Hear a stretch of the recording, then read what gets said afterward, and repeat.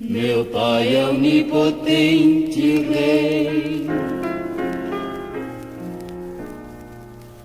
Meu Pai é onipotente Rei, não posso duvidar, pois tantas maravilhas tem escritas pelos céus.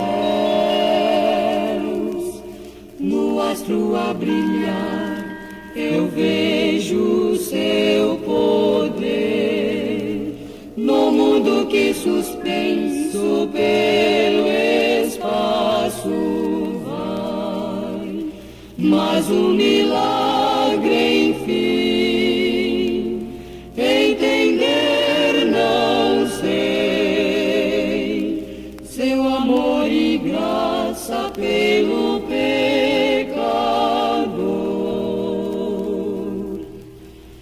A Bíblia fala deste Deus que salva o pecador.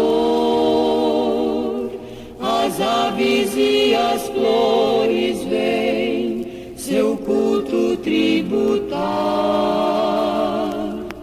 No astro a brilhar, eu vejo seu poder, no mundo que suspenso pelo espaço vai, mas um milagre enfim, entender não sei, seu amor e graça pelo pecador.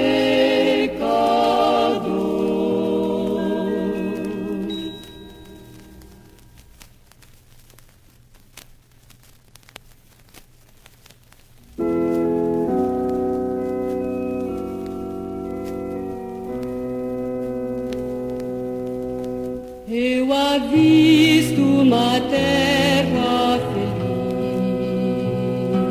onde irei para sempre morar. Há mansões nesse lindo país, que Jesus foi ao céu preparar. Vou morar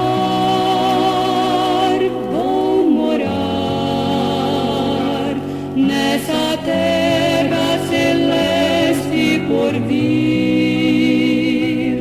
Vou morar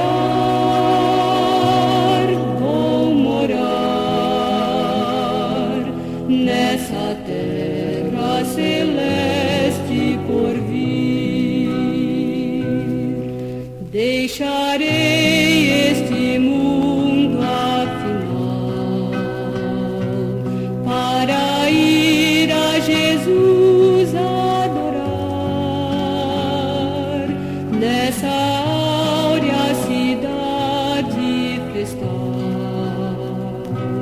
Mil venturas sem fim vou gozar.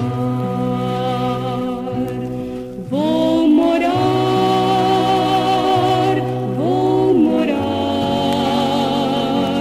nessa terra celeste por vir. Vou morar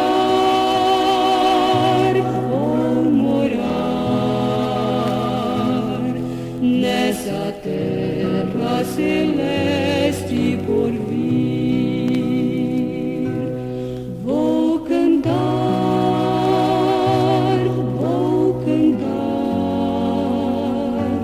nessa terra celeste por vir. Vou cantar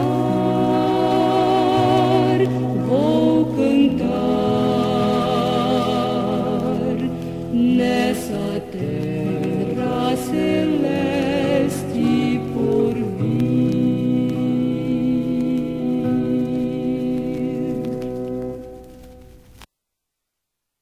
Olá, você que gosta, você que ama, você que quer aprender a palavra de Deus. Hoje vamos começar uma nova série. Nós concluímos a série sobre a vida do apóstolo Paulo e hoje nós vamos dar início à série tratando da vida de Jesus. Estas aulas serão muito importantes para você que está começando agora a estudar as Escrituras, que quer ter uma visão panorâmica dos evangelhos, onde nós vamos aprender tudo o que Jesus realizou durante os 33 anos do seu ministério. Vale a pena acompanhar esta série. E se você ainda não é inscrito no nosso canal, faça a sua inscrição e dá um toque no sininho. Assim, sempre quando eu disponibilizar um novo vídeo, você será avisado. E faça seu comentário. Todos os comentários são respondidos. E nos ajude na divulgação do nosso ministério, que tem como objetivo primordial o ensino da poderosa palavra de Deus. Mas chega de moleza, vamos trabalhar. O nome da nova série, como eu disse, A Vida de Jesus. Mas antes de nós entrarmos na vida de Jesus propriamente dita, nós precisamos conhecer o cenário da época. Nós precisamos entender um pouquinho sobre a geografia da região, a política, a cultura, a língua que eles falavam, sobre os escritos, que funciona como um pano de fundo para entendermos melhor o ministério de Jesus. Período interbíblico, 400 anos. Sobre o período interbíblico, com bastante detalhes, eu vou deixar o link para você aí na descrição. Se você ainda não assistiu o vídeo, vale a pena conferir. E por que este período é importante?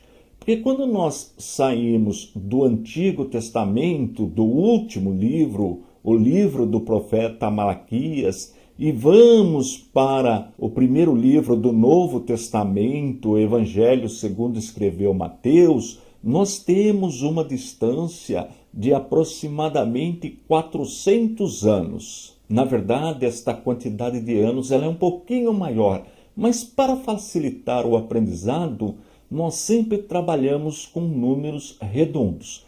É importante que você guarde esta primeira informação da aula de hoje. Do livro do profeta Malaquias, o último livro do Antigo Testamento, até o primeiro livro do Novo Testamento, Evangelho segundo escreveu Mateus, 400 anos de distância. Logo, um período de 400 anos, muitas coisas mudam. Olha, por exemplo, o nosso país.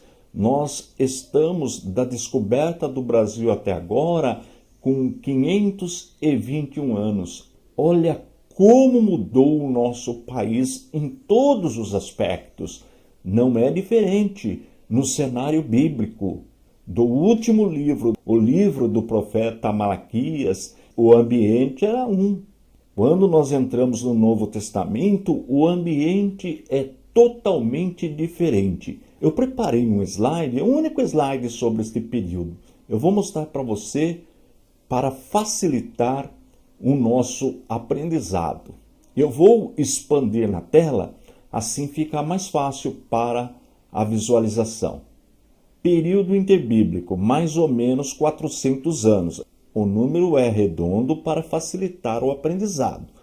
O Império Persa, na verdade, ele teve 200 anos mais ou menos de duração. Só que os primeiros 100 anos do Império Persa nós encontramos no Antigo Testamento e os outros 100 anos não, certo?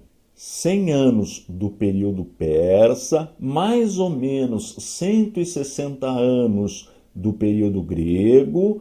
Aqui eu estou contando, inclusive, o período que o Império Grego foi dividido em 4 partes após a morte de Alexandre. Daí 160 anos, mais ou menos. 100 anos domínio Macabeus, mais ou menos. E até Jesus, mais ou menos 60 anos do Império Romano. Então, Jesus nasce aproximadamente 60 anos após o domínio do Império Romano. Se você fizer essa soma, você vai chegar em 420, mas como eu disse, sempre vamos trabalhar com números redondos. Vamos voltar. Como eu digo em todas as aulas, esses slides eles estarão disponíveis no nosso site, no www.icp.com.br. Se você quiser baixá-los para fins didáticos, de repente você seleciona na sua comunidade e quiser usar esse material, fique à vontade. Bem, quais foram as mudanças que surgiram neste período? Vamos ver mais um slide? Mudanças na política, na cultura, na geografia, na religião, no idioma e nos escritos. Olha que interessante. Por que mudanças na política? Ora, o governo estava na mão dos persas, na verdade medo-persas, a união de Dario com Ciro. Tudo isso eu ensino no playlist que eu vou deixar aí para você na descrição. E agora nós vamos para o Império Romano, passando pelo período grego e pelo período dos Macabeus. Logo, a mudança é total. O sistema de governar, o sistema político romano é totalmente diferente. Aí nós vamos entender por que Herodes está governando no período romano, porque Pilatos aparece também neste período, quem era o imperador romano quando Jesus nasceu, quem era o imperador romano quando Jesus foi crucificado. Tudo isso nós vamos aprender na mudança política. Mudança na cultura. A cultura do Antigo Testamento, do Império Persa ou Medo-Persa é totalmente diferente da cultura da época de Jesus. Todo o povo estava envolvido com a cultura grega, o helenismo. É uma mudança total. E esta cultura grega, ela foi levada para todas as regiões. É muito importante entender essa questão para entender sobre a vida de Jesus. Mudança geográfica. Houve uma mudança também territorial. A Judéia, a Galiléia, Samaria. Tudo isso nós vamos aprender como o governo romano dividiu aquela região, aquele território. Mudança na religião. Nós vamos encontrar em destaque neste período dois grupos, os fariseus e os saduceus. E os dois conversaram com Jesus, debateram com Jesus, os dois grupos. Então, nós vamos entender a diferença destes dois grupos religiosos principais. A mudança de idioma. Na época, eles estavam falando o aramaico e o grego, e também os escritos. O Antigo Testamento foi escrito quase 100% na língua hebraica, mas o Novo Testamento foi escrito na língua grega. E se a língua era grega, como eles faziam para ler o Antigo Testamento? Aí nós vamos aprender em que língua eles estavam lendo o Antigo Testamento na época de Jesus. Tudo isso nós vamos aprender nesta série sobre Jesus. Como eu disse, precisamos entender todas estas mudanças para entender melhor os ensinamentos de Jesus, a época de Jesus, a vida de Jesus. Nós aprendemos que no ano 63, Roma passou a governar a região onde Jesus nasceu. O povo judeu teve o seu próprio governo durante aqueles 100 anos, mais ou menos, do período Macabeus. Mas uma disputa entre a família para ver quem ficaria governando, eles apelaram para Roma ajudá-los nessa disputa. E nós sabemos que um reino dividido não subsiste. Roma, vendo a fraqueza do povo judeu, enviou o general Pompeu. Ele tomou o poder, isto no ano 63 antes de Jesus nascer, e colocou para governar aquela região, a Palestina, Antípater. Antípater não era judeu, ele era edumeu, da linhagem de Esaú. Portanto, era um povo inimigo do povo judeu. E ele governou até o ano 37 antes de Cristo. Quando ele morreu, o seu filho assumiu o governo. E quem era o filho de Antípater? Herodes o Grande, aquele que mandou matar as criancinhas. Herodes era um político muito habilidoso. Ele realmente fez muitas melhorias na região. Inclusive, para agradar o povo judeu, ele reformou o templo, ampliou o templo e, de fato, ficou muito bonito. Mas ele fez isso, como eu disse, para agradar o povo judeu.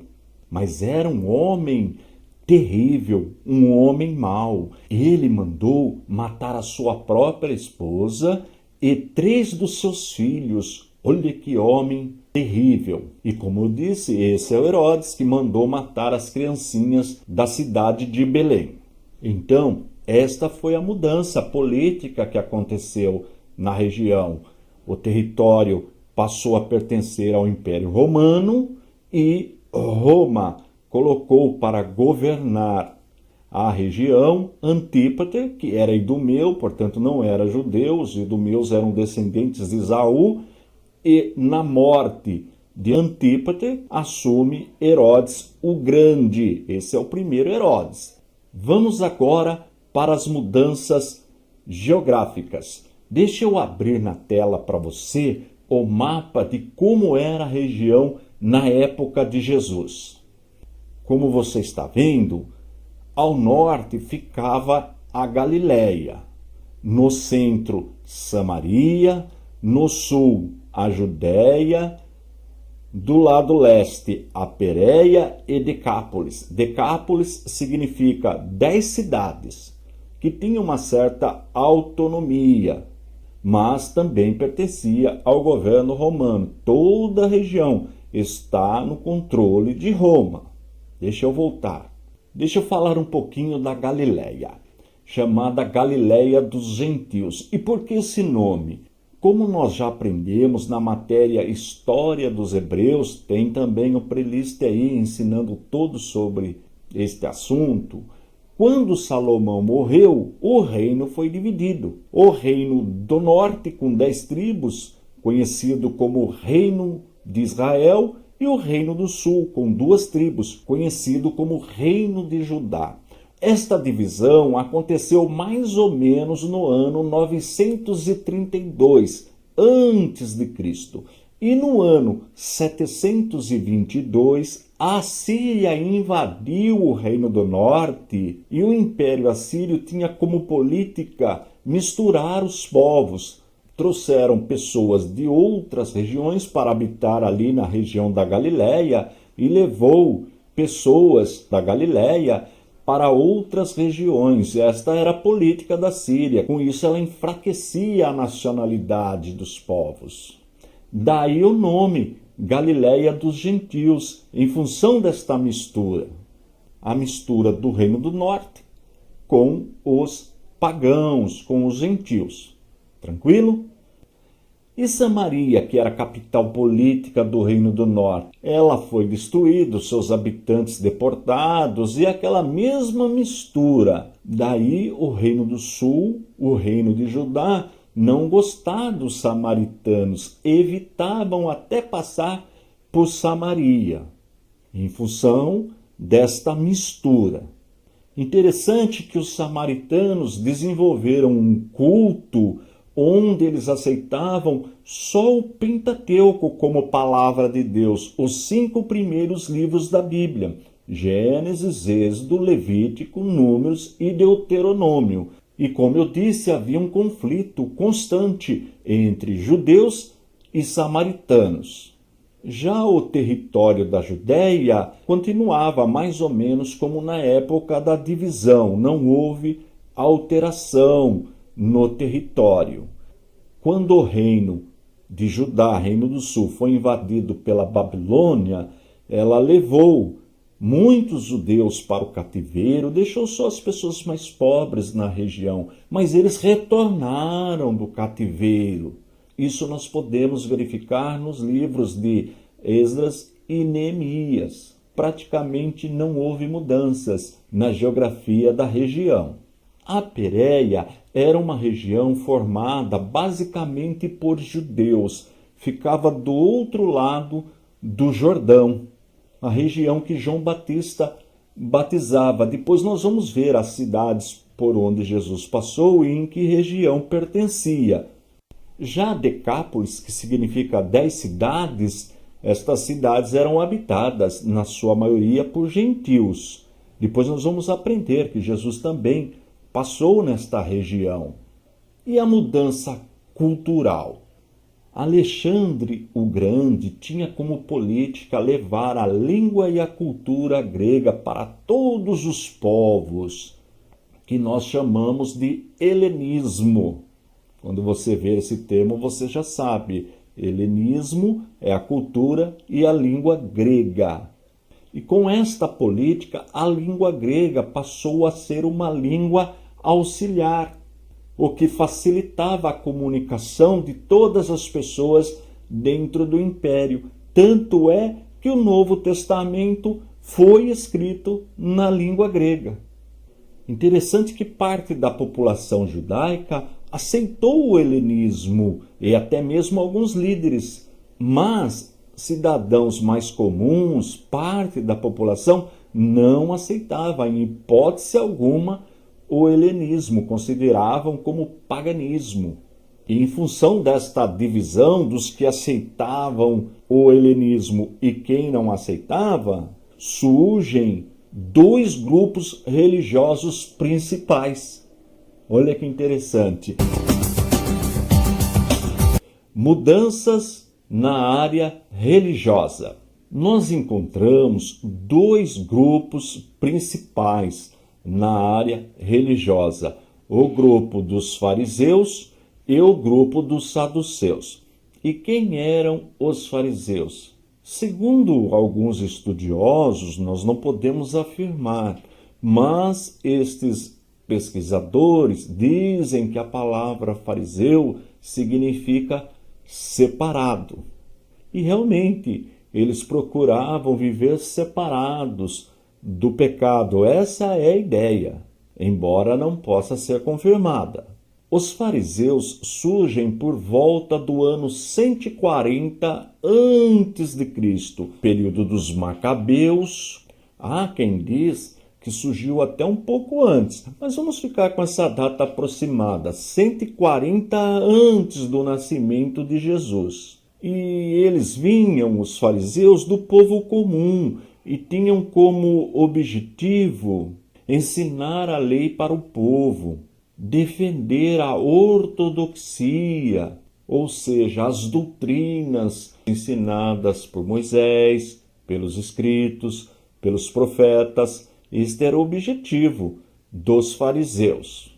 E eles eram legalistas e ritualistas. Olha que interessante.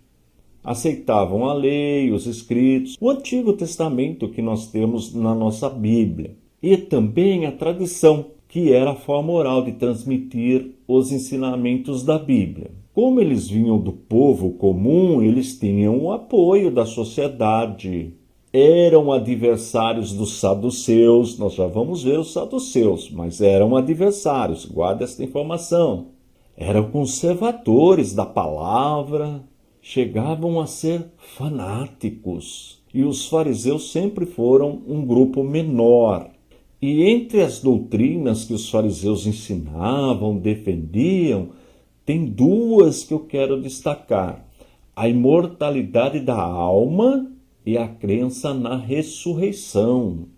Isto é muito importante. Guardou? Imortalidade da alma e a crença na ressurreição. Eles eram defensores do direito do povo, então, num certo sentido, eles eram democráticos. E nós podemos afirmar que Nicodemos, José de Arimateia e Paulo foram fariseus. Olha que importante. Os três tiveram um encontro com Cristo.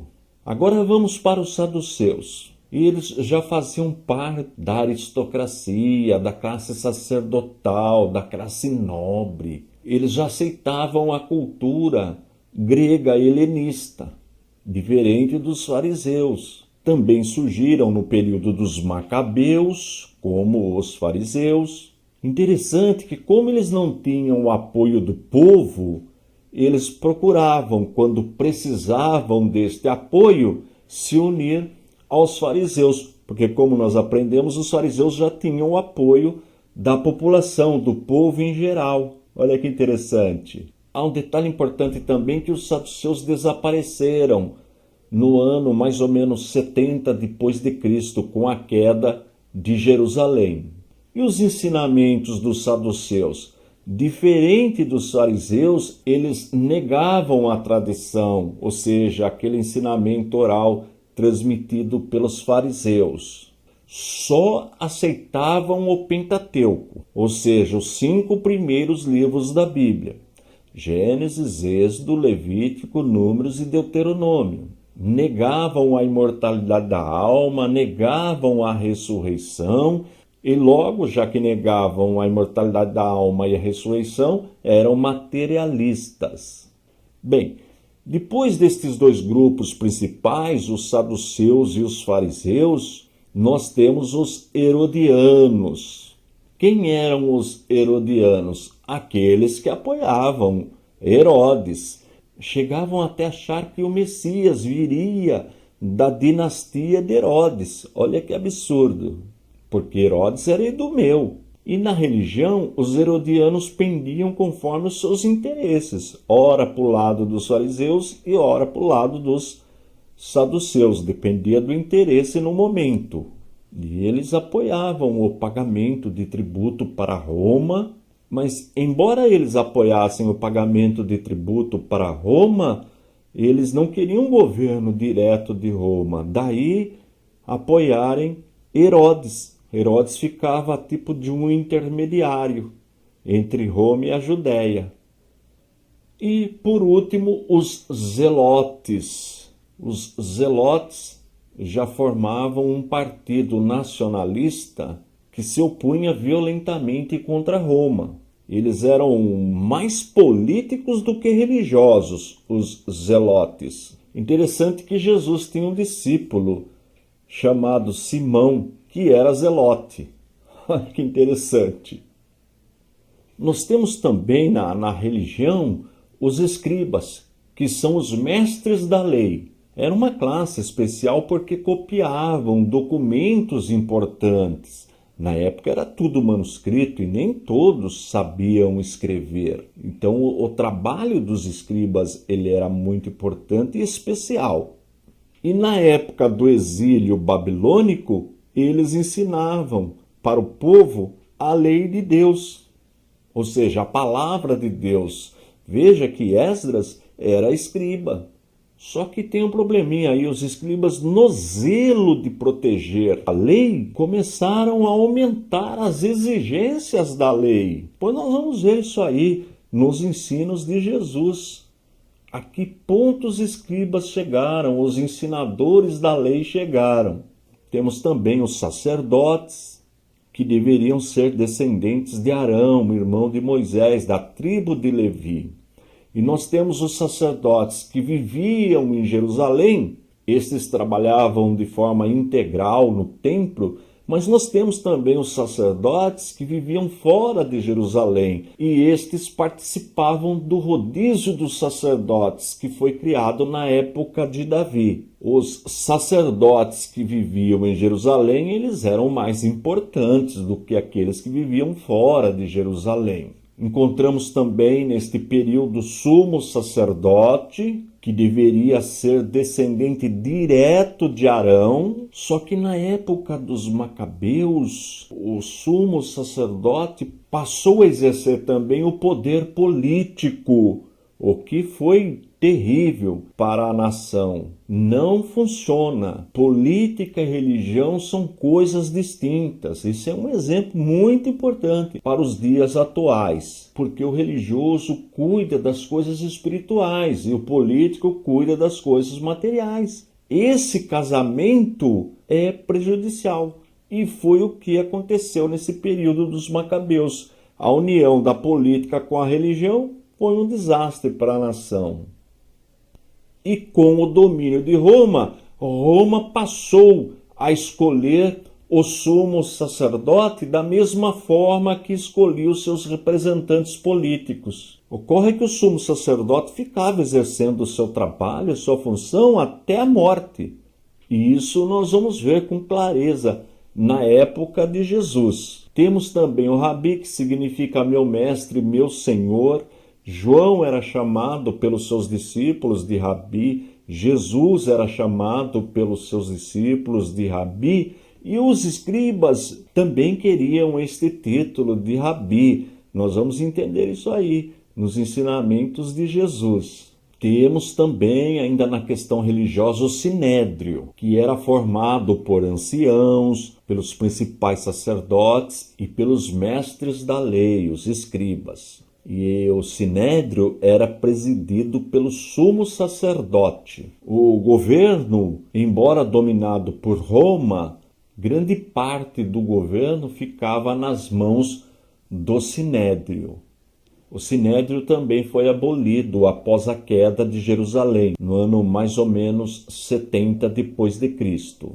Temos o templo. O templo foi construído por Salomão mais ou menos no ano 950, só que foi destruído pelo Império Babilônico por volta do ano 586 a.C., mas com o retorno do cativeiro, com o retorno da Babilônia, na época do Império Medo-Persa, com Zorobabel e Esdra, foi reconstruído o templo. Só que a estrutura foi menor, foi inferior àquele templo construído por Salomão. Mas, quando Herodes assume o governo da região, ele manda ampliar o templo. E para ampliar o espaço, Herodes manda construir o muro para o aterro, que é o muro das lamentações. Existe até hoje. E como nós já aprendemos, Herodes fez isto para agradar o povo judeu. E realmente ficou magnífico o templo.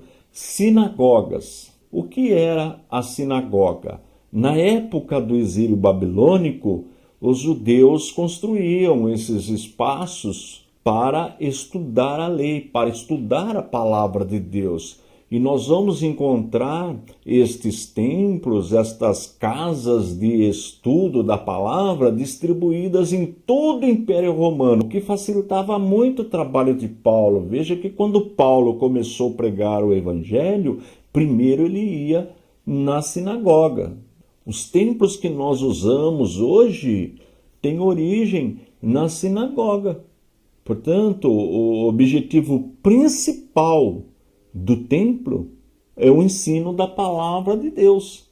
Igreja que não ensina a palavra de Deus tem alguma coisa errada, porque ela vem de lá, da época das sinagogas. Olha que interessante, como é importante entender estas mudanças que aconteceram. Vamos agora partir para outra mudança, idiomas.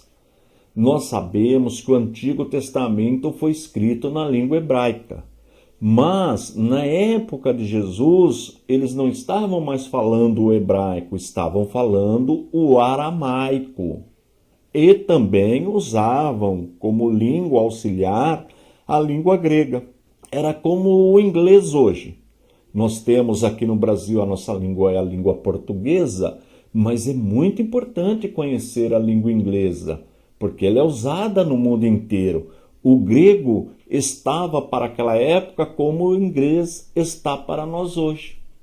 Olha que interessante.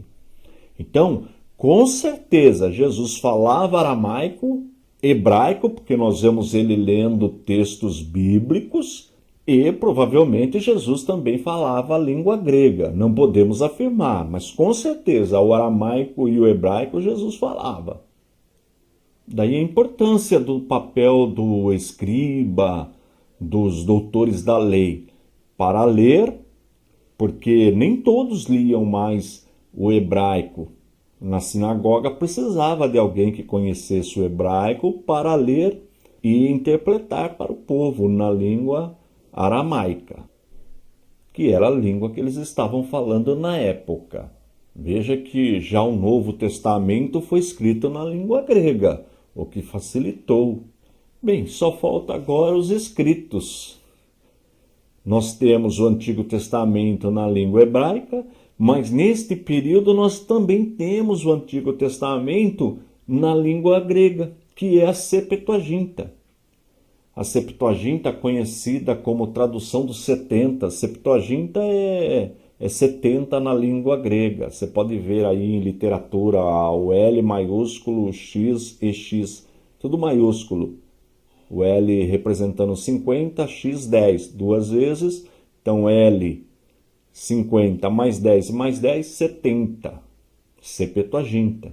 Ela foi traduzida do hebraico para o grego a pedido do rei Ptolomeu Filadelfo, em Alexandria, por volta do ano 285 a.C. Então nós temos o Antigo Testamento na época de Jesus na língua hebraica, nós temos na língua grega. E o Novo Testamento foi escrito também na língua grega. Veja como facilitou o trabalho de evangelização.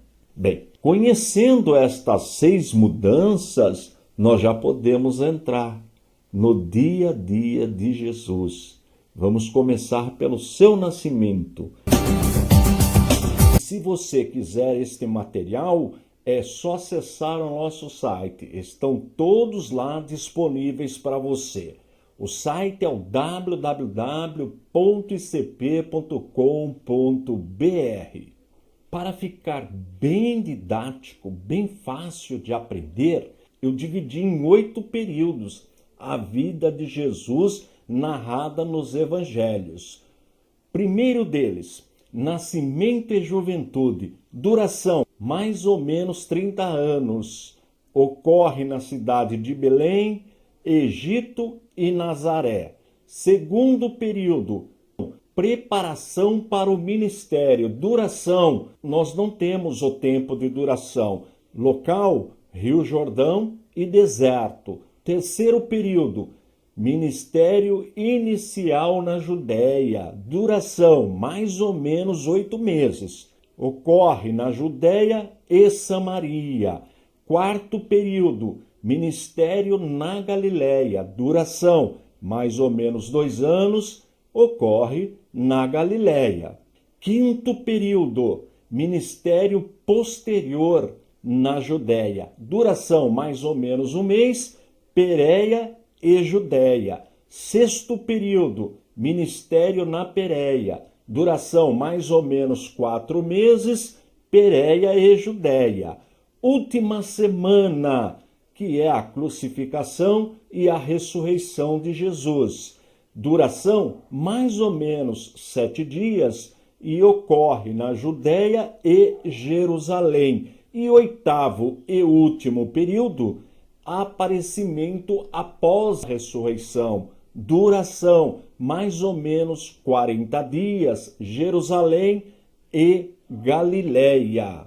Notou como foi importante nós estudarmos o mapa, a geografia da região, de estudarmos um pouquinho a cronologia bíblica, de estudarmos o período interbíblico para nós entendermos as mudanças que ocorreram antes de nós entrarmos nos evangelhos? Se você encontrar alguma dificuldade para entender estes períodos, por favor, visite as aulas anteriores no playlist A Vida de Jesus. Nós vamos tentar, pelo menos, colocar em ordem cronológica tudo que está registrado nos evangelhos. Vamos para o primeiro texto bíblico da aula de hoje, que é a nossa fonte principal, a palavra de Deus, a Bíblia. Lucas, no primeiro capítulo, versículos 26 e 27. Diz assim o texto sagrado: E no 6º mês foi o anjo Gabriel enviado por Deus a uma cidade da Galiléia chamada Nazaré, a uma virgem desposada com um homem cujo nome era José, da casa de Davi, e o nome da virgem era Maria. Está vendo aí em destaque Nazaré na cor amarela? Sempre eu vou destacar a cidade para nós verificarmos no mapa na sequência. Vamos para o mapinha. Eu vou expandir na tela para facilitar o aprendizado. Este é o mapa, nós vamos trabalhar com ele praticamente em todas as aulas. Vamos rapidamente dar uma passadinha neste mapa. Nós temos o mar Mediterrâneo, que é o Mar Grande, chamado na Bíblia de Mar Grande, Mar da Galileia, que na verdade é um lago de água doce, o Rio Jordão, ele desce e deságua no Mar Morto.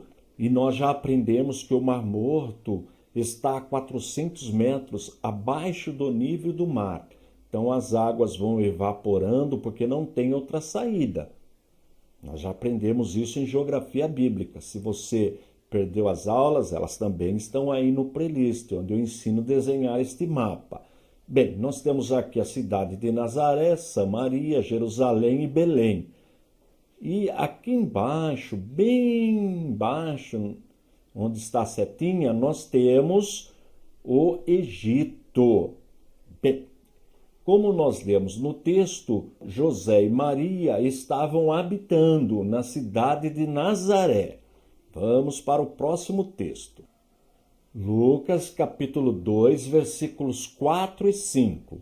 E subiu também José da Galileia, da cidade de Nazaré, à Judéia, a cidade de Davi, chamada Belém, porque era da casa e família de Davi, a fim de alistar-se com Maria, sua esposa, que estava grávida.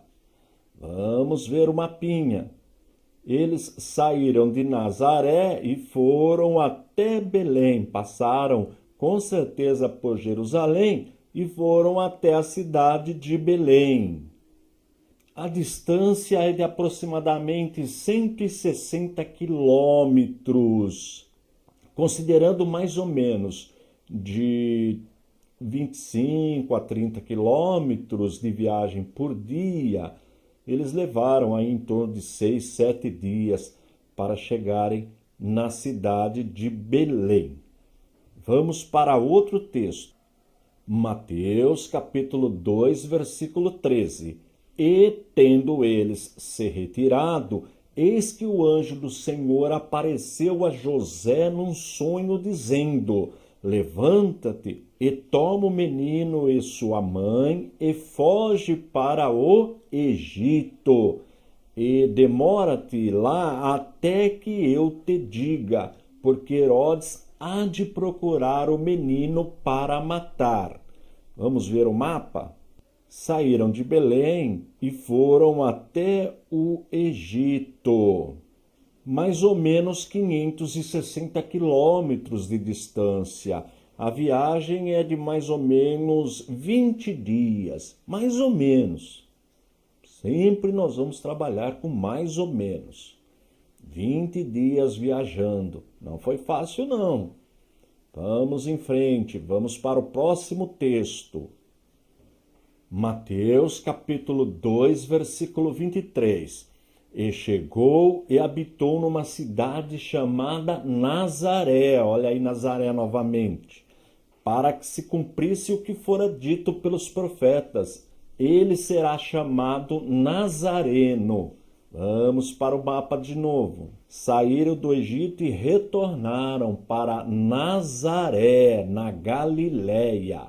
Mais ou menos 650 quilômetros de distância, aproximadamente 22, 23 dias viajando. Você notou que eu só li versículos do Evangelho de Mateus e do Evangelho de Lucas. Sabe por quê? Eu vou mostrar para você uma tabelinha. Olha só.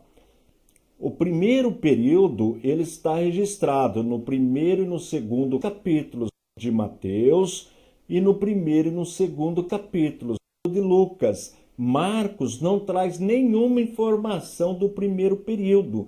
E João já narra no primeiro capítulo, do versículo 1 ao 3, a divindade de Jesus. Significa, se você quiser ler sobre o nascimento de João Batista, o nascimento de Jesus, onde ele viveu, você precisa ler o primeiro capítulo e o segundo de Mateus e o primeiro e segundo capítulo de Lucas. Um completa o outro. Você não vai encontrar nada deste primeiro período no Evangelho de Marcos e nem no Evangelho de João. O Evangelho de João vai tratar, no começo do primeiro capítulo, da divindade de Jesus. Viu como está ficando fácil de aprender? Agora eu vou dar um dever de casa para você. Esta série A Vida de Jesus, eu gravo uma aula por semana. Durante a semana você vai ler os 2 primeiros capítulos do Evangelho de Mateus e os 2 primeiros capítulos do Evangelho de Lucas. E, se possível, você vai lá na internet, baixa a tabelinha e vai marcando os trechos que eu vou apresentar para você agora. Esta é a tabelinha. Anunciação de Zacarias, Lucas, primeiro capítulo, dos versículos de 5 a 25. Anunciação a Maria, o anjo anunciando, tanto para Zacarias como Maria. Lucas, primeiro capítulo, versículos dos 26 ao 38. Visita de Maria a Isabel, Lucas, primeiro capítulo, de 39 a 56. Maria volta a Nazaré, Lucas, primeiro capítulo, verso 56. A anunciação a José, o anjo anunciando a José, Mateus, no primeiro capítulo, de 18 a 24. Nascimento de João Batista, Lucas, no primeiro capítulo, versos de 57 a 80. Nascimento de Jesus, aqui, olha, entra já o relato nos 2 evangelhos, Mateus no primeiro capítulo, verso 25, e Lucas no capítulo 2, versos de 1 ao 7. Anunciação aos pastores, Lucas capítulo 2, versículos de 8 a 20. Circuncisão de Jesus, Lucas capítulo 2, versículo 21. Apresentação de Jesus, Lucas capítulo 2, de 22 a 38. Fuga para o Egito, Mateus capítulo 2, de 13 a 15. Morte dos meninos de Belém, Mateus capítulo 2, de 16 a 18. Regresso a Nazaré, Mateus capítulo 2, versos de 19 a 23 e Lucas 2 e 39. Viu?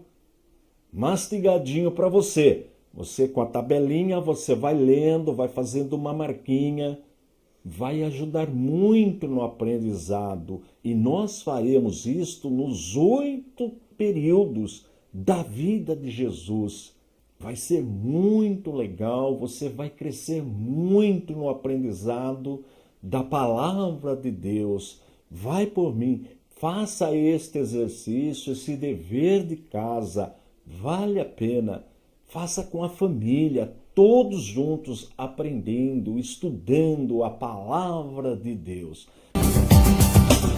Na aula passada, nós estudamos o primeiro período da vida de Jesus, nascimento e juventude. E ficou faltando só falar da juventude de Jesus, o que nós vamos aprender agora. E também vamos estudar o segundo período, que é a preparação para o ministério. Nós não temos quanto tempo durou este período. Sabemos que ele ocorre ali na região da Galileia, depois no Jordão e no deserto, onde Jesus foi tentado. Deixa eu abrir na tela o mapinha. Olha, tá vendo? Região da Galileia, o Rio Jordão, Jerusalém, Belém, tudo isso nós aprendemos na aula anterior. Como eu disse, se você perdeu, por favor, consulte aí o playlist, as aulas estão todas aí. Agora vamos verificar no nosso quadro os 4 evangelhos. Mateus não fala nada sobre a juventude de Jesus, Marcos não fala nada sobre a juventude de Jesus, João também não fala nada sobre a juventude de Jesus. O único que fala é o evangelista Lucas, e o registro está no capítulo 2, do versículo 39 ao 52. Vamos ler um texto? Lucas, capítulo 2, versículos do 40 ao 42. Crescia o menino e se fortalecia, enchendo-se de sabedoria, e a graça de Deus estava sobre ele. Ora, anualmente iam seus pais a Jerusalém para a festa da Páscoa. Quando ele atingiu os 12 anos, subiram a Jerusalém, segundo o costume da festa. Este é o único relato que nós temos. Fala de Jesus com 12 anos. E se você quiser saber o que aconteceu em Jerusalém quando Jesus foi com os seus pais com a idade de 12 anos, você precisa ler Lucas, capítulo 2, dos versículos 39 a 52. É rapidinho a leitura. Agora vamos para o segundo período, o início do ministério de Jesus. Vamos ler Lucas capítulo 3, versículo 23, só parte A. Ora, tinha Jesus cerca de 30 anos ao começar o seu ministério. Essa informação é importante. 30 anos aproximadamente quando Jesus começa o seu ministério. Vamos para o nosso quadro. Neste quadro, nós encontramos todos os registros do início do ministério de Jesus. Mateus capítulo 3, versículo 1 até o capítulo 4, versículo 11. São 28 versículos. Marcos no capítulo 1, versículo 1 até o versículo 13, são 13 versículos. Lucas no capítulo 3, versículo 1 até o capítulo 4, versículo 13, são 51 versículos. João no capítulo 1, versículo 6 até o 34, são 29 versículos. Como eu disse, na verdade, em João nós encontramos o testemunho de João Batista, onde ele fala de Jesus. Você lendo todos estes textos, é rapidinha a leitura, você vai aprender tudo sobre o início do ministério de Jesus. Mas antes do início do ministério de Jesus, nós vamos encontrar nos evangelhos o ministério de João Batista. Vamos verificar na nossa tabelinha? Ministério público de João Batista. Mateus, no capítulo 3, do 1 até o versículo 12. Marcos, primeiro capítulo, do 1 até o versículo 8. Lucas, capítulo 3, do 1 até o versículo 18. E João, no capítulo 1, do versículo 15 até o 34. Na verdade, é o testemunho de João Batista, onde ele fala de Jesus. Agora, interessante, e nestes registros sobre o ministério público de João Batista, nós vamos encontrar o registro do batismo de Jesus e da tentação no deserto, exceto o Evangelho de João. O Evangelho de João não registra a tentação no deserto. E como eu disse, no Evangelho de João é o testemunho de João Batista, onde ele fala do batismo de Jesus. Mas, repito, não fala da tentação no deserto. E, por último, o fim do ministério público de João Batista e o início do ministério público de Jesus. Olha aí a tabelinha. Mateus, capítulo 3, a partir do versículo 13 até o capítulo 4, versículo 11. Marcos, no primeiro capítulo, do versículo 9 até o versículo 13. Lucas, capítulo 3, versículo 21 até o capítulo 4, versículo 13.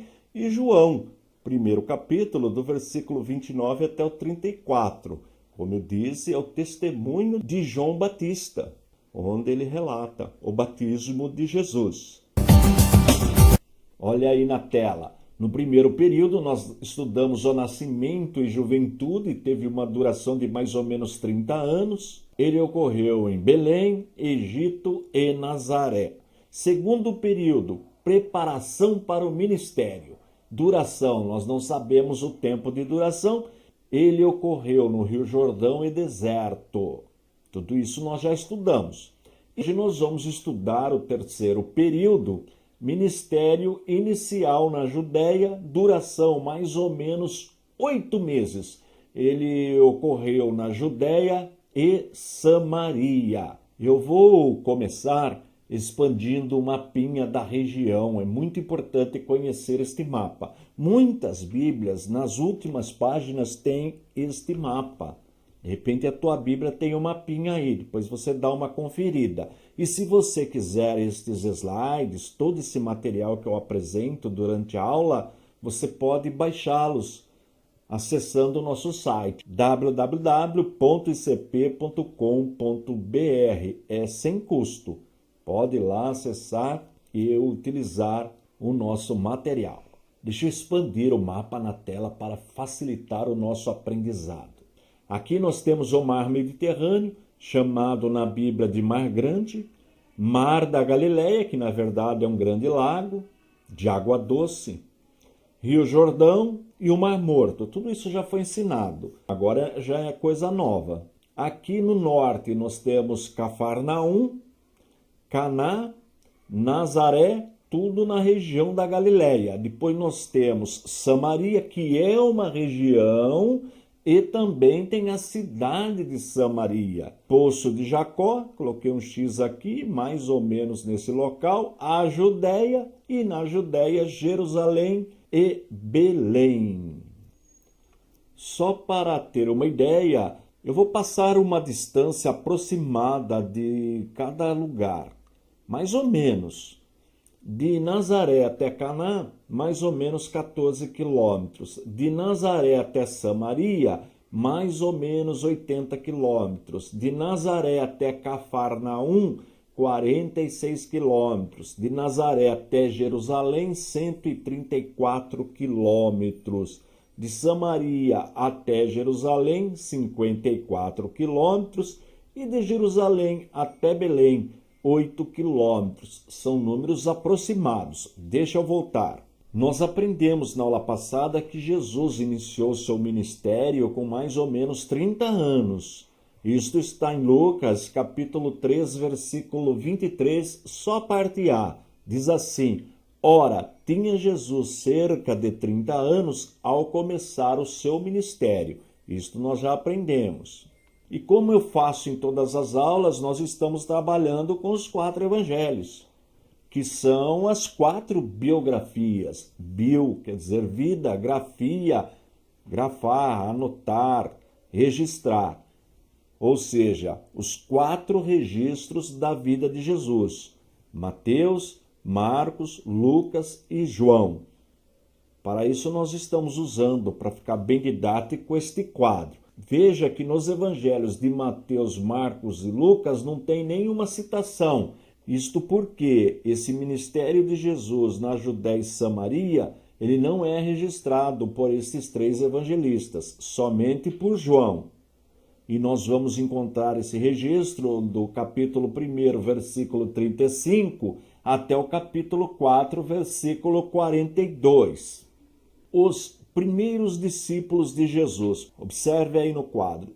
Está registrado no Evangelho de João, primeiro capítulo, de 35 a 51. Alguns estudiosos dizem que Jesus, estando em uma das festividades em Jerusalém, conheceu ali esses discípulos, mas ainda eles não foram oficializados. Eles foram oficializados como apóstolos já na Galileia. Nós vamos aprender isso mais na frente. Não tem como provar o que eu estou falando. Alguns estudiosos dizem isso para harmonizar, porque o texto fala que Jesus encontrou esses discípulos na Judéia. Depois nós vamos ver outro relato dele encontrando estes mesmos discípulos na Galileia. Então, para harmonizar, esses estudiosos dizem que ali Jesus teve um primeiro contato, mas ainda não os oficializou como apóstolos. Eles foram oficializados como apóstolos na Galileia. É uma tentativa de acertar a cronologia dos escritos. Já que não fere a palavra de Deus, podemos ou não concordar com esta opinião, mas você com certeza vai encontrar em obras literárias sobre o assunto. Agora nós temos o casamento que Jesus foi em Caná da Galileia. E ali tem o relato do primeiro milagre de Jesus, a água feita em vinho. Sobre a questão deste vinho, se ele era apenas suco de uva, nós não vamos entrar nessa questão, não vale a pena entrar nessa questão. Só o que diz o texto que o vinho era de qualidade. Isso o texto nos diz. Este registro está em João, no capítulo 2, do 1º ao 12º versículo. Vamos em frente. Jesus purifica o templo. João, capítulo 2, de 13 a 25. Ocorre o seguinte, nós vamos encontrar estes relatos também nos outros evangelhos, mas bem no final do ministério de Jesus. Então, de novo, os estudiosos dizem que João fez esse registro, mas ele não está em ordem cronológica, sem problema algum. Caso contrário, teríamos de considerar pelo menos mais uma purificação. Logo, os eruditos, os especialistas no assunto, dizem que este relato está fora da ordem cronológica, que ele não aconteceu logo no início do ministério de Jesus, mas lá no final, como nós vamos ver depois no registro de outros evangelhos. Jesus instrui Nicodemos. Isto está no capítulo 3, do 1º versículo ao 21. Todos estes textos precisam ser lidos durante a semana, porque nesta série A Vida de Jesus nós temos uma aula por semana, então dá para ler tranquilo estes textos e você vai se familiarizando com as biografias, com os evangelhos da vida de Jesus. E a mulher samaritana. Lembra do mapinha? Poço de Jacó não ficava na cidade. Nós vamos encontrar um registro da cidade mesmo de Samaria em Atos dos Apóstolos, mas no Evangelho, quando fala alguma coisa, está falando da região. É como São Paulo cidade, capital, e São Paulo estado. Seria mais ou menos essa ideia. Rio de Janeiro cidade e Rio de Janeiro estado. Vamos pensar desta forma. A mesma coisa, Samaria cidade e região, província de Samaria. Isso acontece na região. João capítulo 4, do versículo 4 ao 42. Pelo menos 3 relatos ocorreram, de fato, neste período de 8 meses, mais ou menos, na Judéia e Samaria. O primeiro milagre de Jesus em Caná da Galileia, o encontro de Jesus com Nicodemos, aí já na Judéia, e o encontro de Jesus com a mulher samaritana, já na região de Samaria. Fácil, não é? Tranquilo este período? Na próxima aula, nós vamos entrar no 4º período, que daí já é um ministério na Galileia e tem a duração de mais ou menos 2 anos.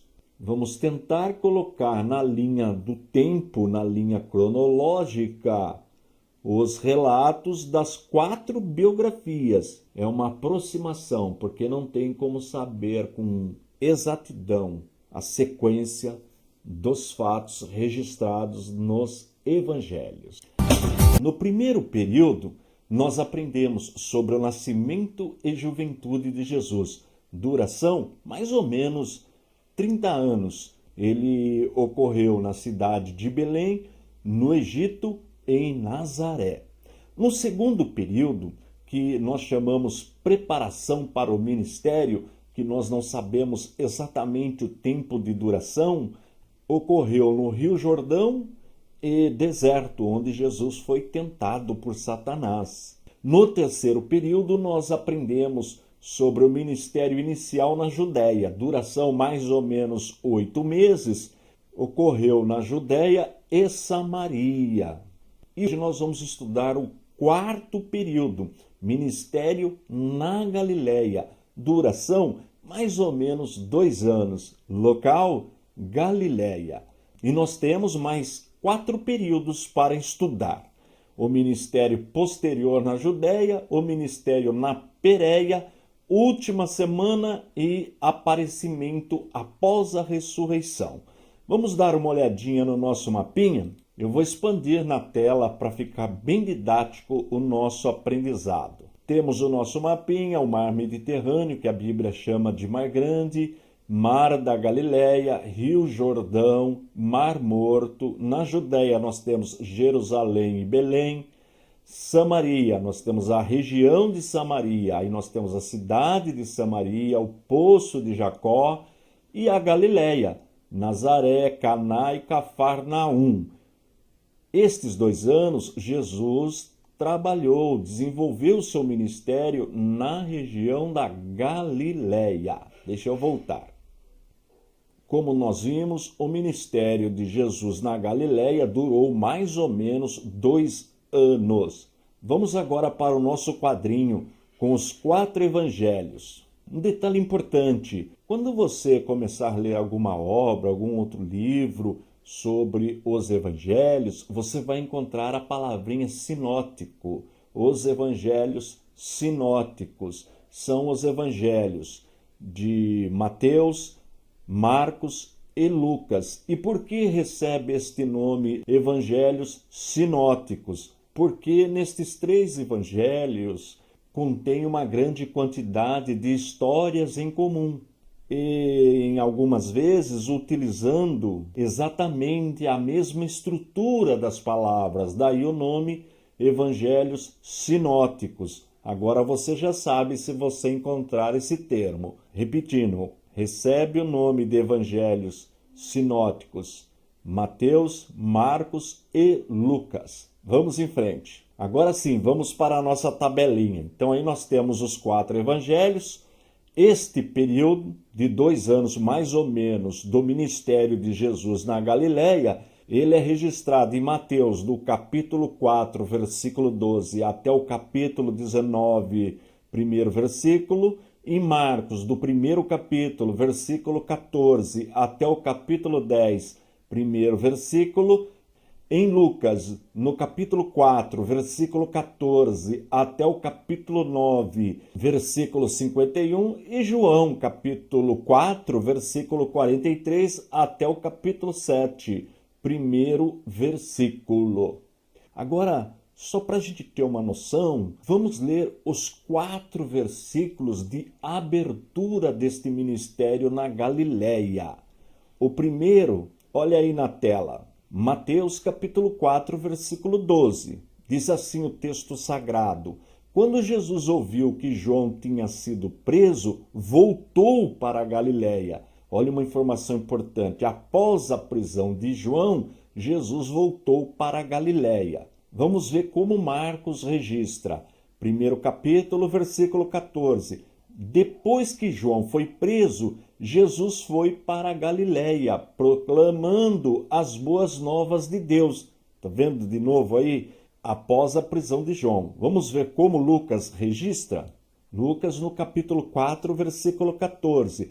Jesus voltou para a Galileia no poder do Espírito, e por toda aquela região se espalhou a sua fama. E por último, João, capítulo 4, versículo 43. Depois daqueles dias, ele partiu para a Galileia. Estes 4 textos, um em cada evangelho, nos mostram o início do ministério de Jesus na Galileia. Vamos ver agora o término. Eu separei 4 versículos. Mateus capítulo 19, o primeiro versículo. Tendo acabado de dizer essas coisas, Jesus saiu da Galileia e foi para a região da Judéia, no outro lado do Jordão. Está vendo? É o encerramento do ministério de Jesus, de mais ou menos 2 anos na Galileia. Vamos ver como Marcos fez esse registro? Marcos capítulo 10, o primeiro versículo. Então Jesus saiu dali e foi para a região da Judéia e para o outro lado do Jordão. Novamente uma multidão veio a ele e, segundo o seu costume, ele a ensinava. Está vendo o registro? Bem parecido. Vamos ver Lucas? Lucas no capítulo 9, versículo 51. Aproximando-se o tempo em que seria elevado ao céu, Jesus partiu resolutamente em direção a Jerusalém. Está vendo como Lucas registrou? Vamos ver João? João, capítulo 7, o primeiro versículo. Depois disso, Jesus percorreu a Galiléia, mantendo-se deliberadamente longe da Judéia, porque ali os judeus procuravam tirar-lhe a vida. Aí você achou diferente. Mas, se você observar o contexto, você vai ver que Jesus vai para a Judéia. Por isso que João não é considerado evangelho sinótico, porque a narrativa de João é diferente da dos outros evangelhos.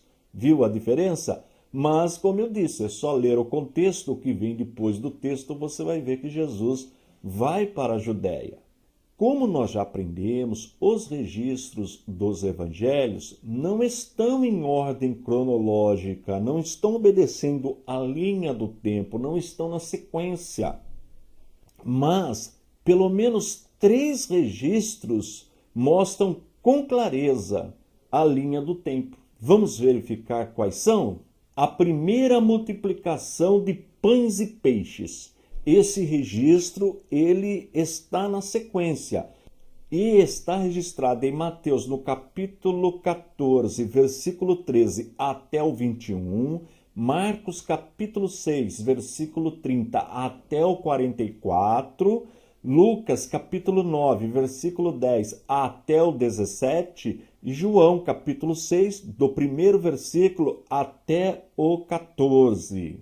E como nós sabemos com exatidão quando aconteceu este fato? Porque em João capítulo 6, versículo 4, o contexto nos informa que era a época da Páscoa. Em Mateus capítulo 14, versículos 12 e 13, nos mostra que a multiplicação aconteceu próximo da decapitação de João Batista, próximo no sentido de tempo. Em Lucas capítulo 9, versículo 10, os 12 voltaram do circuito de pregação. Jesus enviou os 12 discípulos, eles fizeram o trabalho e, na volta, logo acontece a multiplicação dos pães e dos peixes. Estas 3 informações nos colocam no tempo exato da multiplicação dos pães e dos peixes. Então, este é um dos relatos. Eu disse que são 3. Vamos ver o segundo? A transfiguração. Ela está registrada em Mateus, no capítulo 17, do primeiro versículo até o 8º, em Marcos, no capítulo 9, do segundo versículo até o 9º, em Lucas, capítulo 9, do versículo 28 até o 36. E este registro também temos como identificar no tempo quando ele ocorreu. Você percebeu que eu não citei João, porque João não faz o registro da transfiguração. E os 3 registram pouco tempo antes de Jesus partir definitivamente para a Judéia. Então, a transfiguração também é um marco aí na linha do tempo, na cronologia bíblica. E o terceiro marco, o terceiro ponto aí na linha cronológica é a partida definitivamente da Galiléia para a Judéia. Olha aí o slide. A partida definitiva da Galiléia foi pouco antes da festa das cabanas ou da festa da dedicação. Isto está em Lucas, capítulo 9, versículo 51, capítulo 10, no primeiro versículo, em João, capítulo 7, do primeiro versículo até o 10º, e no capítulo 10, versículo 22. Com estas informações, nós conseguimos colocar na linha do tempo quando estes 3 fatos ocorreram: a multiplicação dos pães e dos peixes, a transfiguração e a ida definitiva de Jesus da Galiléia para a Judéia. Tranquila a aula de hoje? Agora você precisa pegar, anotar esses textos e fazer a leitura bíblica em cada evangelho. Como eu disse na aula anterior, se você não conseguir ler o texto inteiro, leia pelo menos os tópicos. Aí você vai aprendendo, dominando o assunto. E normalmente as Bíblias, embaixo do tópico, ela traz o registro dos textos em outros evangelhos. Por exemplo, você está lendo Mateus, a transfiguração. Embaixo do item transfiguração vai estar anotado a referência em Mateus e em Marcos. E assim sucessivamente. E quando o registro daquele acontecimento só ocorreu naquele evangelho, aí ela não traz nenhuma informação embaixo do título. O quinto período que nós vamos estudar agora, ministério posterior na Judéia, duração mais ou menos um mês. Ele ocorre na Pérea e Judéia. Ficarão faltando mais 3 períodos. O sexto, que é o ministério na Pérea, duração mais ou menos 4 meses, também Pérea e Judéia. O sétimo, a última semana, que é a crucificação e ressurreição, duração mais ou menos 7 dias, Judéia e Jerusalém. E por último, o oitavo período, aparecimento após ressurreição, duração mais ou menos 40 dias, em Jerusalém e Galiléia. E como nós já aprendemos em aulas anteriores, a linha do tempo, a linha cronológica, ela não é exata. Neste trabalho, é uma tentativa de colocar a vida de Jesus na linha do tempo, mas ela não é perfeita, como nós já aprendemos. Eu vou abrir o mapinha só para nós localizarmos onde de fato acontece este período. Olha aí, Judéia e Pérea. Quando nós aprofundamos um pouquinho no significado desse termo, desta palavra Pérea, significa depois do Jordão, do outro lado do Jordão. É exatamente aqui, olha. Como você está vendo no mapa. Vamos voltar. Como nós vimos, o ministério posterior na Judéia e Pérea tem a duração de aproximadamente um mês. Agora vamos verificar o quadro com os 4 evangelhos. Mateus e Marcos não têm como colocar este período na linha cronológica, mas em Lucas nós podemos verificar. É só ir para o capítulo 10, no primeiro versículo, até o capítulo 13, versículo 21. Ou João, capítulo 7, versículo 2, até o capítulo 10, versículo 39. É uma leitura rápida e fica, como em todas as aulas, dever de casa para você. Como eu ministro uma aula por semana, dá tempo de você fazer essa leitura. Se não for possível ler o texto inteirinho, leia pelo menos os tópicos, que já ajuda bastante.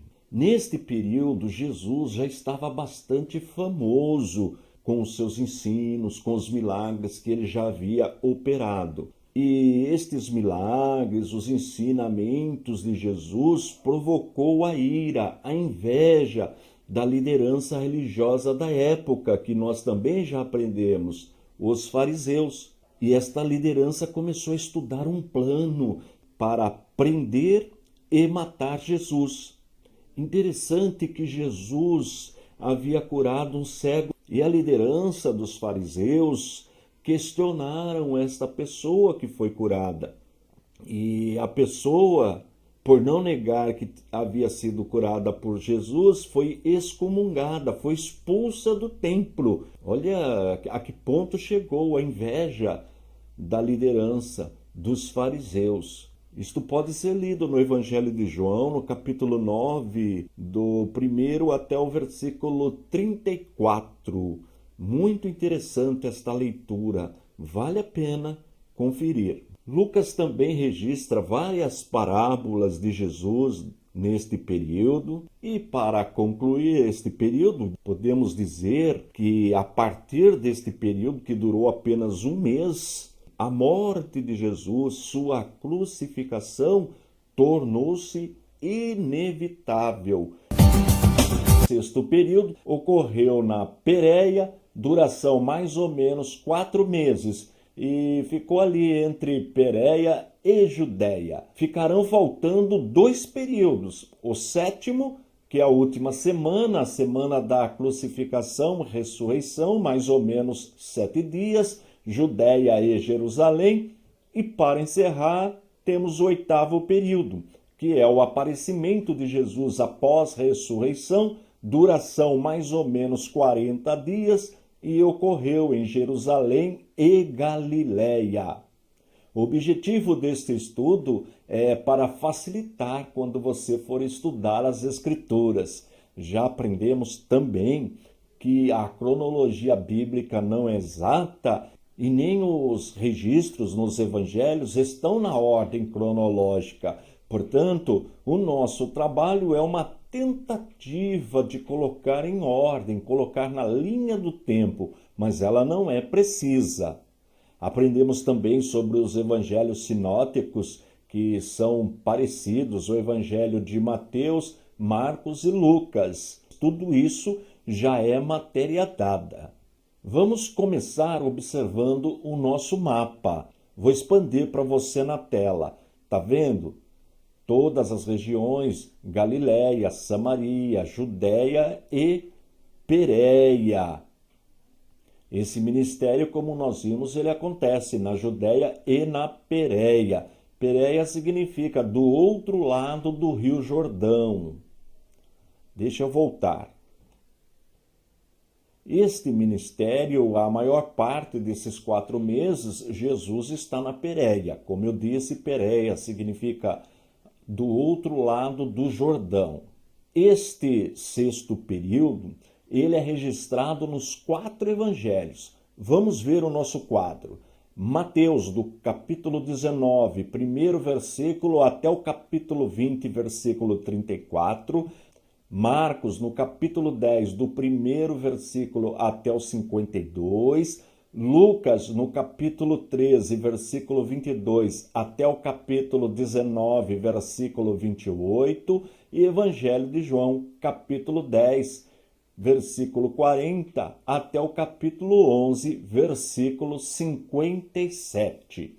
Agora, nós vamos ver os 4 versículos que iniciam este período e os 4 versículos que encerram este período. Vamos verificar na Palavra de Deus. Se você tem aí perto de você uma Bíblia, você pode acompanhar. Mas todos estes slides que eu estou apresentando, eles estão disponíveis no nosso site, no www.icp.com.br. Se você quiser baixá-los para o seu aprendizado, utilizá-los como material didático, ajuda bastante. Vamos para o primeiro texto. Mateus, capítulo 19, primeiro versículo. E aconteceu que, concluindo Jesus estas palavras, deixou a Galiléia e foi para o território da Judéia, além do Jordão. Tá vendo? Este além do Jordão é a Pérea, do outro lado do Jordão. Vamos ver agora como o evangelista Marcos faz o registro? Marcos, capítulo 10, no primeiro versículo. Levantando-se Jesus, foi dali para o território da Judéia, além do Jordão. E outra vez as multidões se reuniram junto a ele e, de novo, ele as ensinava segundo o seu costume. Observou novamente? Além do Jordão, do outro lado do Jordão, é a Pérea. Vamos verificar agora como o evangelista Lucas fez o registro? Lucas, capítulo 13, versículo 22. Passava Jesus por cidades e aldeias, ensinando e caminhando para Jerusalém. Então veja, ele desce da Galiléia, entra na Judéia, vai do outro lado do Rio Jordão, que é a Pérea, e vai caminhando sentido Jerusalém. Como nós vimos no período da Galiléia, ele desce, entra na Judéia, atravessa o Jordão, onde fica a Pérea, e na continuidade ele segue para Jerusalém, que nós vamos estudar no 7º período, ou seja, o penúltimo período da vida de Jesus. Vamos ver como o evangelista João faz o registro? João, capítulo 10, versículo 40. Novamente se retirou para além do Jordão, para o lugar onde João batizava no princípio, e ali permaneceu. Viu de novo? Além do Jordão, que é a Pérea. Agora, nós vamos verificar os 4 versículos que tratam do encerramento deste período da Judéia e Pérea, duração mais ou menos 4 meses. Vamos começar de novo com o primeiro evangelista Mateus. Mateus, capítulo 20, versículo 34. Condoído, Jesus tocou-lhes os olhos e imediatamente recuperaram a vista e o foram seguindo. Veja que aí não deu nenhuma informação geográfica, mas se você observar na Bíblia, no contexto é aquilo que vem antes e depois do texto. Nesse caso, depois do texto, você vai ver que o título, o tópico aí na Bíblia é a entrada triunfal de Jesus em Jerusalém. Logo, ele estava saindo da Pérea e estava indo para a cidade de Jerusalém, onde ele é preso. Vamos ver como Marcos fez este registro? Marcos capítulo 10, versículo 52. Então Jesus lhe disse: vai, a tua fé te salvou. E imediatamente tornou a ver e seguia Jesus estrada fora. Observou? Também não está falando da região, mas se você observar o contexto, aquilo que vem depois do texto, você vai ver a entrada triunfal de Jesus em Jerusalém. Logo, ele estava encerrando o seu trabalho, o seu ministério na Pérea, do outro lado do Jordão. Vamos dar mais uma olhadinha no mapa? Olha aí, Jesus estava na Pérea e agora vai para Jerusalém, que nós vamos estudar na próxima aula. Deixa eu voltar. Vamos ver como o evangelista Lucas faz o registro? Lucas capítulo 19, versículo 28. E, dito isto, prosseguia Jesus, subindo para Jerusalém. Está vendo? Lucas já traz a informação. Ora, se Jesus estava indo para Jerusalém e lá no início nós vimos que ele tinha atravessado do outro lado do Jordão, podemos concluir que ele estava saindo da Pérea e indo para Jerusalém. E se você observar o contexto, você vai ver que Jesus tem a sua entrada triunfal em Jerusalém. Os 4 evangelhos trazem este registro. Vamos ver como o evangelista João faz este registro? João, capítulo 11, versículo 57. Ora, os principais sacerdotes e os fariseus tinham dado ordem para, se alguém soubesse onde ele estava, denunciá-lo, a fim de o prenderem. João também não falou onde ele estava, mas se você observar o contexto, verificará que ocorrerá a entrada triunfal de Jesus. Logo, por dedução, podemos afirmar que ele estava na Pérea, seguindo para Jerusalém. E o que nós aprendemos quando nós lemos os textos deste período? Aliás, vai ficar como um dever de casa. É uma leitura rápida e muito gostosa, vale a pena. E o que nós percebemos lendo este período? Que Jesus tinha um zelo muito grande pelos pecadores, pelos doentes, pelas pessoas oprimidas pelos demônios. Fica nítido o amor que Jesus realmente tinha pelas almas. Há um destaque neste período. Também observamos neste período os conflitos com os opositores de Jesus, os religiosos, entre aspas, da época, que nós já estudamos, os fariseus, os saduceus. E é neste período também que ocorre a ressurreição de Lázaro, em função das curas, das libertações, dos milagres que Jesus operou, ressurreição de Lázaro.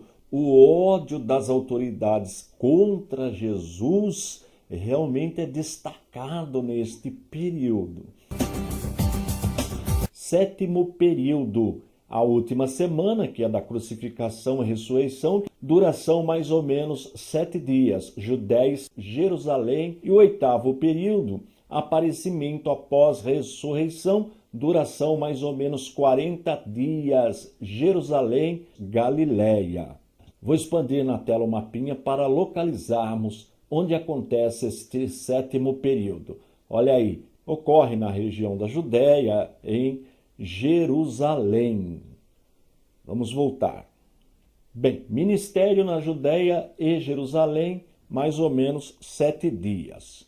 Este ministério de 7 dias ocupa grande parte das 4 biografias, dos 4 evangelhos. Vamos ver todos eles? Evangelho de Mateus, com 28 capítulos, estes 7 dias do ministério de Jesus, a última semana, ocupa 1/3 do Evangelho de Mateus. Evangelho de Marcos, ele também ocupa 1/3, só registrando esta semana. Evangelho de Lucas ocupa 1/4 e Evangelho de João, 50% do Evangelho de João é tratado desta semana, a última semana da vida de Jesus, que é a mais importante. Nós já aprendemos que mais importante do que os milagres que Jesus operou, as curas, os ensinos, o mais importante é a sua morte e a sua ressurreição. De nada adiantaria se não houvesse acontecido isto. Daí ocupar grande parte das biografias de Jesus. Vamos verificar agora em cada biografia, em cada evangelho, o versículo inicial desta última semana. Mateus capítulo 21, no primeiro versículo. Quando se aproximaram de Jerusalém e chegaram a Betfagé, ao Monte das Oliveiras, enviou Jesus 2 discípulos, dizendo-lhes... Vamos verificar como o evangelista Marcos inicia este período. Marcos capítulo 11, no primeiro versículo. Quando se aproximavam de Jerusalém, de Betfagé e Betânia, junto ao Monte das Oliveiras, enviou Jesus 2 dos seus discípulos. Agora vamos ver Lucas. Lucas capítulo 19, versículo 29. Ora, aconteceu que, ao aproximar-se de Betfagé e de Betânia, junto ao Monte das Oliveiras, enviou 2 de seus discípulos. Vamos verificar como o evangelista João faz o registro? João capítulo 12, no primeiro versículo. 6 dias antes da Páscoa, foi Jesus para Betânia, onde estava Lázaro, a quem ele ressuscitara dentre os mortos. Veja que João faz um registro diferente dos outros 3 evangelhos. Por isso que nós chamamos Mateus, Marcos e Lucas de evangelhos sinóticos, porque são muito parecidos. Vamos ver agora como os evangelistas registram o término deste período. Mateus capítulo 27, versículo 66. Indo eles, montaram guarda ao sepulcro, selando a pedra e deixando ali a escolta. Vamos ver Marcos. Marcos capítulo 15, versículo 47. Ora, Maria Madalena e Maria, mãe de José, observavam onde ele foi posto. Vamos ver Lucas. Lucas capítulo 24, no primeiro versículo. Mas no primeiro dia da semana, alta madrugada, foram elas ao túmulo, levando os aromas que haviam preparado. E por fim, vamos ver como João faz o registro. João, capítulo 19, versículo 42. Ali, pois, por causa da preparação dos judeus e por estar perto do túmulo, depositaram o corpo de Jesus. Agora nós vamos verificar cada dia desta última semana. É um gráfico aproximado, não podemos afirmar com exatidão, mas é bem próximo da realidade. Olha aí na tela. Sábado, chegada em Betânia. Domingo, a entrada triunfal. Segunda, expulsão dos mercadores. Terça, último dia de Jesus no templo. Quarta, dia tranquilo em Betânia. Quinta, última ceia e noite de oração, sexta, julgamento e crucificação, domingo, ressurreição de Jesus. Tudo isso acontece neste sétimo período, ou penúltimo período da vida